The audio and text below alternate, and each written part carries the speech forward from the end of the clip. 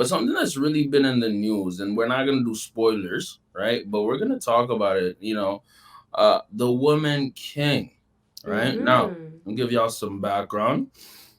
Woman King, Viola Davis movie that talks about uh, the Homie people of Western Africa and their female-led military group, which is led by Viola Davis and a string of actually big stars in this movie, right? And how they protect their land. It deals with slave trade. It deals with a lot of deep topics, right?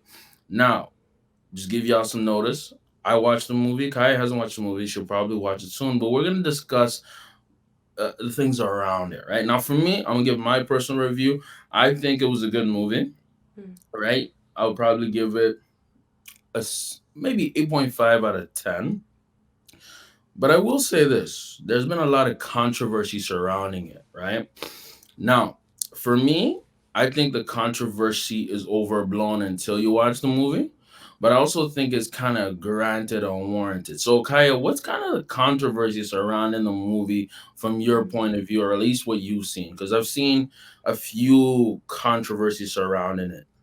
Yeah, so I haven't like read super in depth about it. Mm, But the controversy that I kind of became aware of was that I guess the tribe that this movie is about yeah. were pretty instrumental in the slave trade, and at some point were even asked to stop and kind of refused to stop.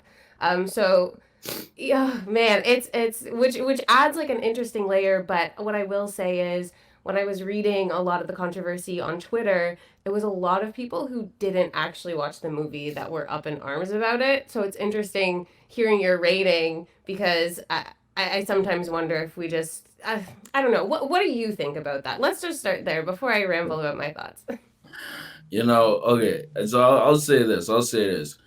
Now, it's super okay. If you saw the trailer, right, and then you actually walked into the movie theaters, you'd be surprised. Why do I say that? I'll say Mm-hmm. that say it like this because it's not as feminist or as super woman empowering as they make it seem. Even the title is a bit of a troll in a way. It's gonna like it's Yeah. so hard for me not to spoil this ish, bruh. But it's a bit of a troll. But I will say this: if you look at like the history of this Western African nation, the Dahomey people, yeah, they did a lot of slave trade. They perpetuated that, and they were big in slave trading. And then, if you look at Twitter, especially Black Twitter, right? There's a big movement called the FBAs. I don't know if you ever heard of this, right? No, I don't. I haven't heard of it before. No. Yes, it's called Foundational Black Americans, right? Or another one, which another acronym called the ADOS, called American Descendants of Slavery. And they're a group of Americans who really do not like immigrants, especially African immigrants, and they don't like the. They were actually boycotting the Woman King because it dresses up, West African nations as heroes, as as people who are liberators, right? Like if you peep the trailer, you're thinking, okay, yo, they're against slavery, bro. No, they're slavers, bro. Like they perpetuate it, and you see it in the movie, but this doesn't go as hard as you think it should go. You see what I'm Mm-hmm. saying? Mm-hmm. Yeah. So, Kaya, what do you think? What do you think? What do you think about like maybe a movie that looked one way through trailers and actually went the opposite way? What do you think? Have you ever seen something like that? Because Woman King plays with that a little bit. Mm-hmm. Definitely. And I mean, I think trailers are interesting because, they tend to show you like the best parts of the movie. I almost sometimes don't want to Right. watch trailers, especially when it comes to comedies lately. I feel like they put all the good jokes in the trailer and then I'm like, "Oh, I'm here and the only good ones I've already seen already." So I think I yeah, I think that a lot of people, I think we're used to having the answers in front of us really easily. So looking at a trailer and feeling like you can kind of make a judgment about what a movie's going to be before you see it. Like I can understand why a lot of people are in that position, and then of course there's a lot of controversy surrounding the subject of this film, so that kind of layers on top of people are kind of going to make the connections they want to make. But what I Yeah. will say about the movie, and just something that I was thinking of as you were talking, was I, people may be against the movie or maybe against supporting it. I question people who don't want to face history like that. Mm-hmm. I think I would feel different if this was like an entirely fictional story, but it's. Uh, I don't know. I feel a little bit weird because it's like this is a piece of history. It's not a savory piece of history, Yeah. but there's a reality that there are black people who have been against black people in history that led to a lot of pain. Oh yeah. And I don't think that means shut off the story, don't tell anyone that story. In fact, I think those stories become more important right Yeah. now. Of course. Um, you know what I mean?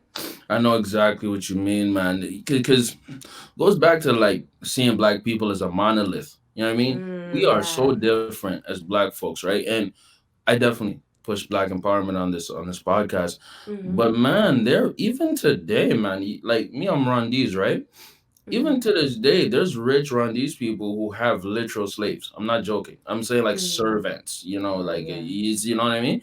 It happens, right? And being able to face that reality and that truth, right, is really, really important in these stories to be, talked about. Now, the thing is, right, that I think maybe I want to touch upon the subject with you, right? What are your thoughts on maybe the more feminist pro woman advocacy that this movie comes at, the lens it comes at, like Mm. because it's I'm not gonna spoil it. I'm not gonna spoil nothing. I'm gonna be tight lipped about it. Mm. But it's not as feminist as people may think. That's all I'm gonna say. Mm. Okay. What do you think about that angle of it? Mm-hmm. Okay, this is an interesting time to be asking me this question because I would say my opinions on feminism are currently in a state of transition. Okay. Um, I feel like when we talk about feminism or when people think about feminism, it tends to be mainstream feminism, the type of stuff that you see on social media. So it makes a lot of Yeah. sense to me that people kind of conflated this movie to being some, feminist symbol or something to look at as like powerful and empowering for women.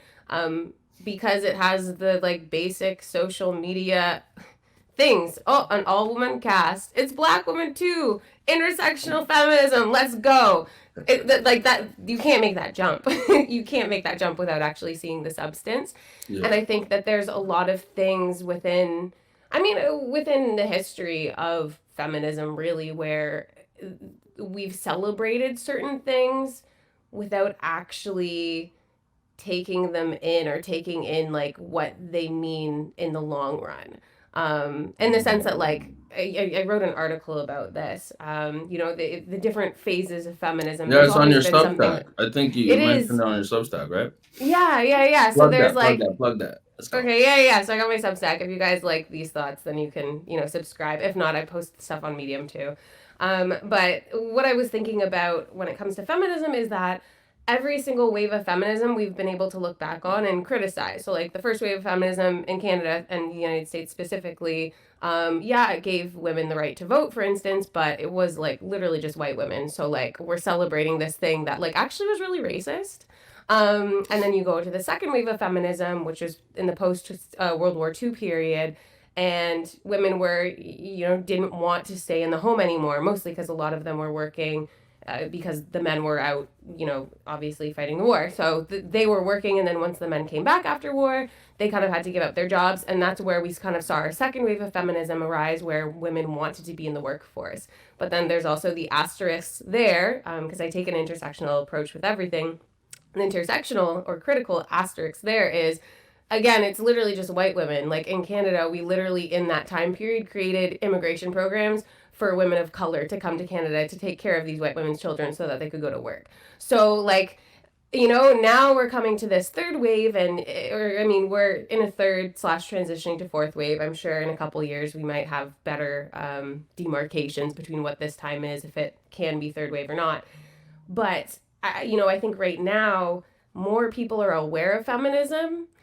I feel like we're gonna break into, or I'm gonna have more thoughts about this point that I'm gonna make later on with some of the other stuff we talk about. But Mm, I think because a lot more people are like understand feminism, and then in the early 2010s it kind of became something that like was it became bigger, but it didn't become bigger, I think, in an authentic way. It was like girl boss mm, energy. It's, who run the world? Girls. And like, awesome. Like, we've got great songs and great, boss bitch, all this stuff, like all these terms that are meant to empower women.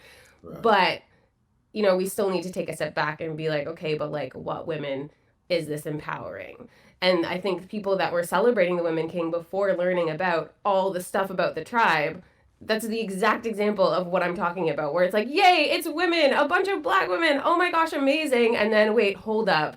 They actually potentially, were linked to a lot of pain that was caused in the world. So are these really the feminine?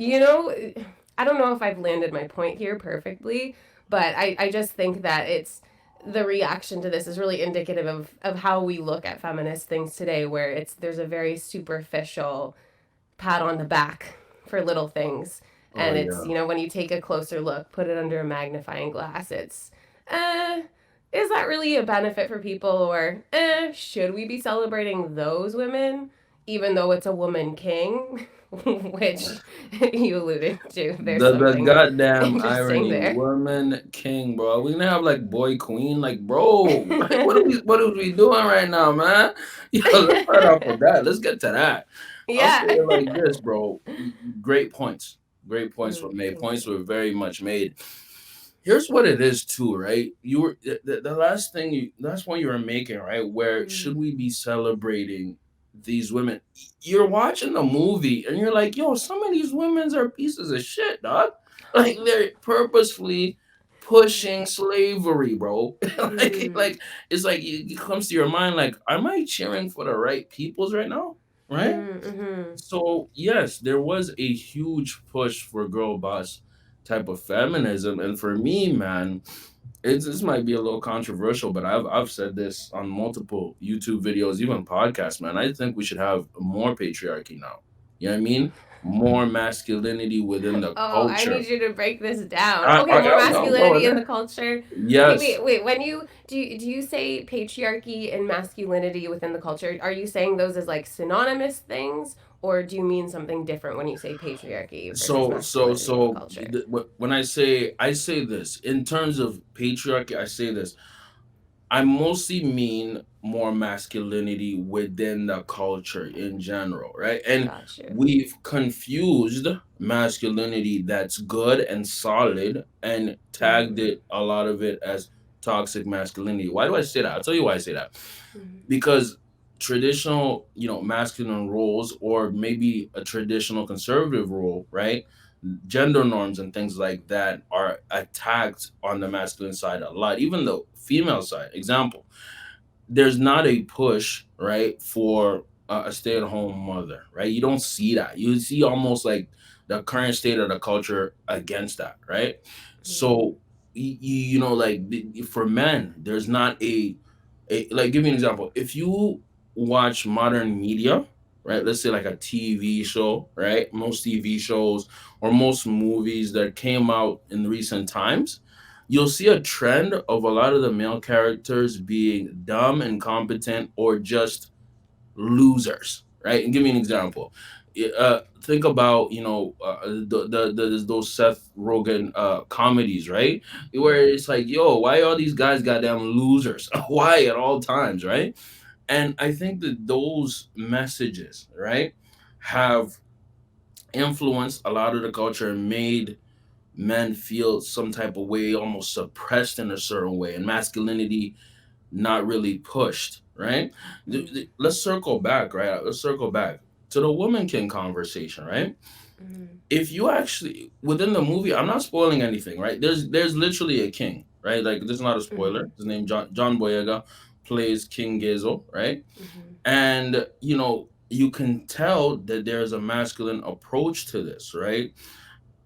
Having more masculinity within the culture, and it's something that almost takes you for a loop because like, This movie is called The Woman King, but this movie, everybody actually follows the actual king, who's King Gizzle, and I believe that that's by design.